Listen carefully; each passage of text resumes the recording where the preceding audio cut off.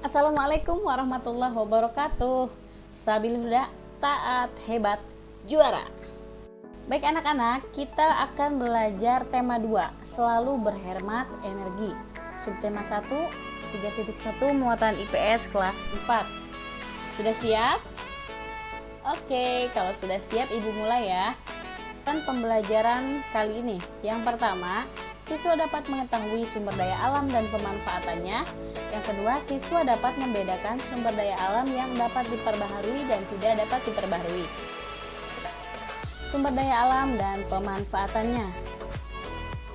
Energi yang digunakan oleh makhluk hidup berasal dari alam, ya. Contohnya, ketika kita mau mandi, kita mandi pakai air. Air itu berasal dari alam.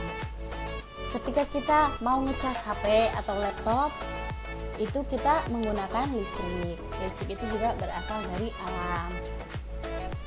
Kemudian, segala sesuatu yang berasal dari alam dan dimanfaatkan oleh manusia untuk melangsungkan hidup disebut sumber daya alam. Jadi diingat ya anak-anak, sumber daya alam itu segala sesuatu yang berasal dari alam dan dimanfaatkan oleh manusia untuk melangsungkan hidup.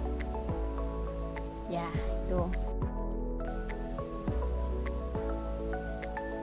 Sumber daya alam ini terbagi menjadi dua ya. Yang pertama, sumber daya alam yang dapat diperbaharui, dan yang kedua, sumber daya alam yang tidak dapat diperbaharui. Baik, sumber daya alam yang dapat diperbaharui itu artinya bisa dibuat kembali ketika sudah habis. Contohnya ada apa saja? Ada hewan ya. Ada ikan juga termasuk hewan ya. Kemudian ada buah-buahan atau sayuran dan pepohonan. Jadi ketika hewan sudah mati, buah-buahan, sayuran sudah habis, pepohonan sudah habis, itu masih bisa ditanam kembali, masih bisa beranak, masih bisa bertelur kembali. Artinya itu bisa diperbaharui. Sumber daya alam yang tidak dapat diperbaharui itu artinya tidak bisa kita dapatkan kembali ketika sudah habis. Contohnya ada apa saja? Ada minyak bumi, batu bara, gas alam, dan emas. Masih banyak lagi ya, tapi Ibu hanya menyebutkan 4 ini. Nah, jadi minyak bumi, batu bara, emas, gas alam ini terbuat dari bahan bakar fosil yang berasal dari makhluk hidup yang mati jutaan tahun yang lalu. Jadi prosesnya ini sangat lama.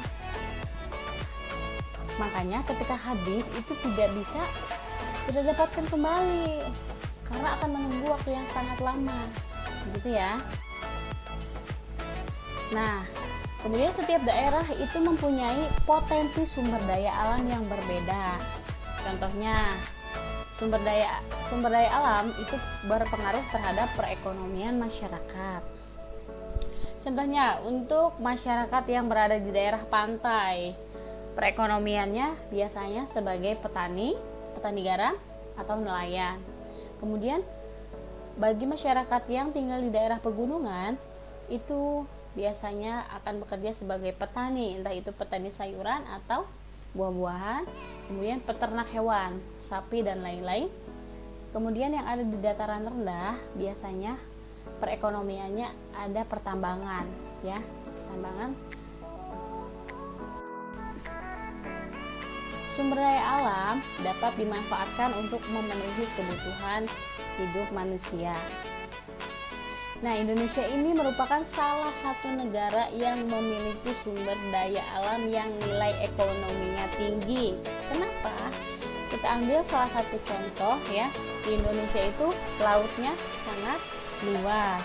Ya, di laut ini para nelayan bisa memanfaatkan sumber daya alam laut berupa ikan. Ikannya bisa langsung dijual, lalu dimasukkan ke rumah-rumah makan dan lain sebagainya, atau bisa dikeringkan menjadi ikan asin ya. Itu hanya salah satu contoh laut.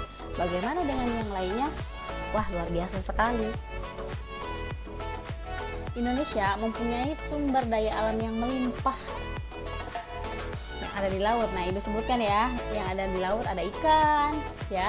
Ikan bisa dikonsumsi langsung, bisa dikeringkan menjadi ikan asin. Ada garam sebagai bahan baku memasak ya. Ada rumput laut, bisa dijadikan makanan, bisa dijadikan banyaklah manfaatnya. Ada mutiara untuk dijadikan perhiasan. Kemudian dari dataran rendah. Nah, dataran rendah itu ada pertambangan, ada peternakan, dan ada beras ya. Dimana beras itu makanan pokok orang Indonesia. Kemudian dataran tinggi. Nah, dataran tinggi di sini ada kopi, teh, buah-buahan, dan lain-lain. Rawi, ya. Apa sih yang dapat kita ambil nih hikmahnya dari apa yang disampaikan tadi? Salah satunya ada di Quran surat Al-Furqan ya, Al-Furqan ayat 48 dan 49 yang bunyinya seperti ini. A'udzubillahi minasyaitonirrajim. Bismillahirrahmanirrahim.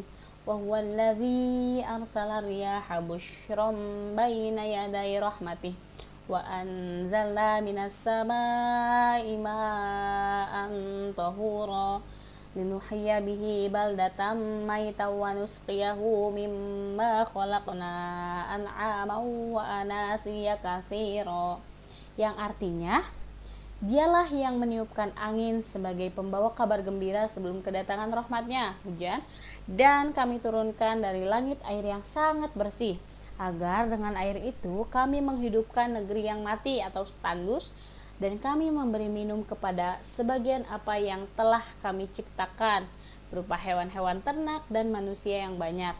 Quran surat Furqan ayat 48-49.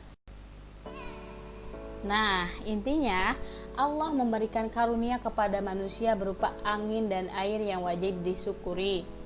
Hanya dengan kekuasaan Allah saja, keduanya akan memberikan banyak manfaat. Seperti tadi air ya, di air itu banyak sekali sumber daya alam.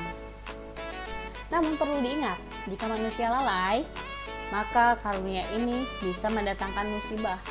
Karenanya, perbanyak rasa syukur kita kepada nikmat, supaya nikmat yang diberikan Allah semakin banyak. Jadi, sudahkah hari ini kalian bersyukur kepada Allah? Kalau sudah, alhamdulillah. Kalau belum, mari kita perbanyak bersyukur.